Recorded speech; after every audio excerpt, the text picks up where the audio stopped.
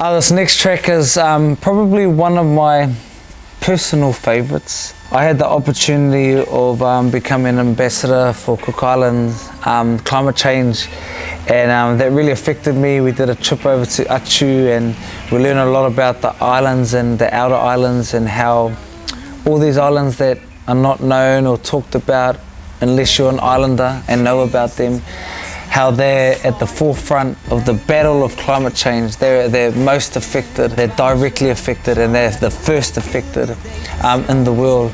It's actually been really eye-opening and really sad to see that these beautiful islands that had a way of life have had to constantly change and adapt because of the climate changing and basically changing their way of life to the point where they're losing traditions.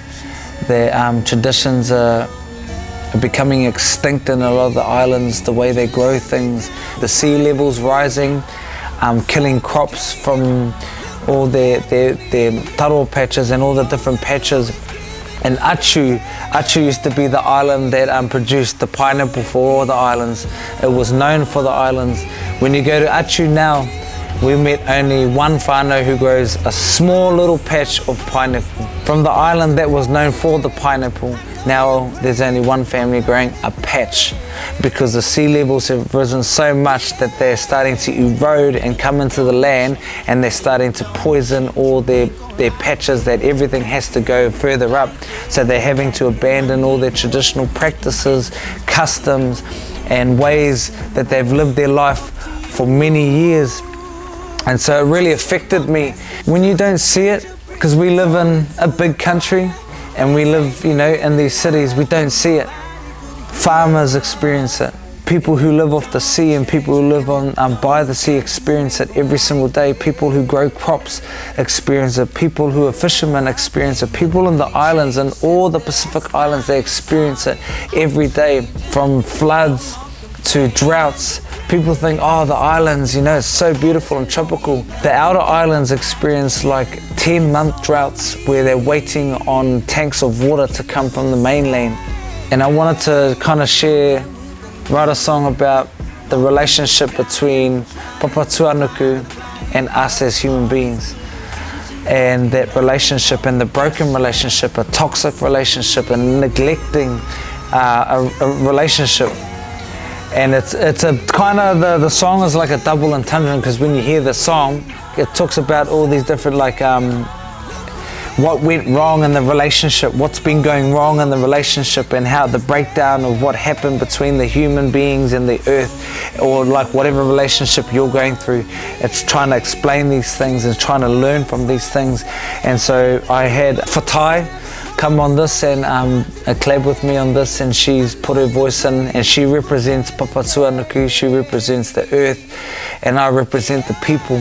The song was called Climate Change for so long because we had no other name for it, because it just kind of didn't do it justice. So I went from Climate Change song to If You Love Me. I think If You Love Me is a perfect title, because if you love me, then you're going to take care of me. If you love me, then you're going to look after me. If you love me, then you're going to nurture me.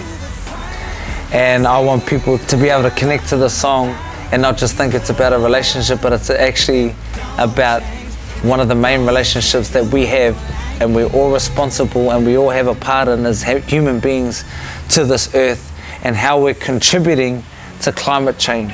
I'm not perfect.